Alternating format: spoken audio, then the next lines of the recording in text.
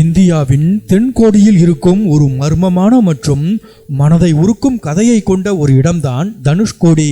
தமிழகத்தின் ராமேஸ்வரத்திற்கு அருகில் அமைந்துள்ள இந்த தீவு ஒரு காலத்தில் செழிப்பான வணிக நகரமாக இருந்தது. 1964ஆம் ஆண்டுக்கு முன்பு வரை தனுஷ்கோடி ஒரு சாதாரண கிராமம் அல்ல, அது ஒரு பரபரப்பான சர்வதேச வர்த்தக மையம். அங்கு ஒரு பெரிய ரயில் நிலையம், ஒரு துறைமுகம், தபால் நிலையம், பள்ளிக்கூடம் மற்றும் தேவாலயம் என அனைத்தும் இருந்தன. அங்கிருந்து இலங்கைக்கு கப்பல் போக்குவரத்து இருந்தது. வெறும் ஒரு டிக்கெட் எடுத்துக்கொண்டு மக்கள் எளிதாக இலங்கைக்கு சென்று வந்தனர். 1964 டிசம்பர் 22ஆம் நாளின் அந்த கருப்பு இரவுதான் தனுஷ்கோடியின் தலைவிதியை மாற்றியது. வங்கக்கடலில் உருவான ஒரு மிகப்பெரிய சூறாவளி தனுஷ்கோடியை தாக்கியது.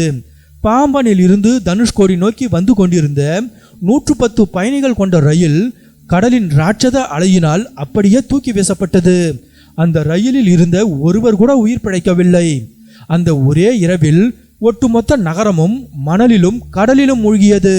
சுமார் 1800க்கும் மேற்பட்ட மக்கள் உயிரிழந்தனர். மறுநாள் காலை பார்த்தபோது தனுஷ்கோடி என்ற நகரமே சிதைந்து போயிருந்தது. இடிபாடுகள் மட்டுமே மிஞ்சி இருந்தன.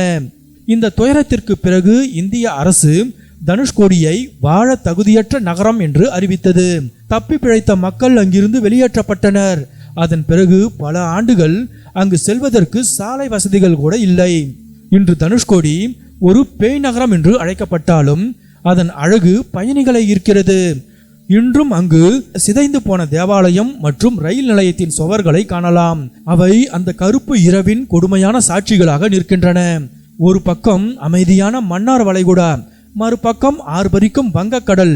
இவை இரண்டும் சந்திக்கும் அரிச்சல் முனை ஒரு கண்கொள்ளா காட்சி.